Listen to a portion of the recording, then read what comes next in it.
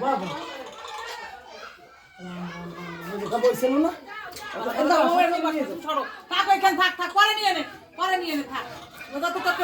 কত কাহিনী কল নই জায়গা দাঁড়া ফেলে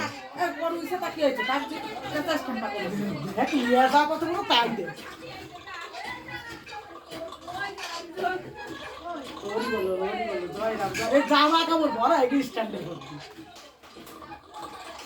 আর একজন কই দেখি দুইজন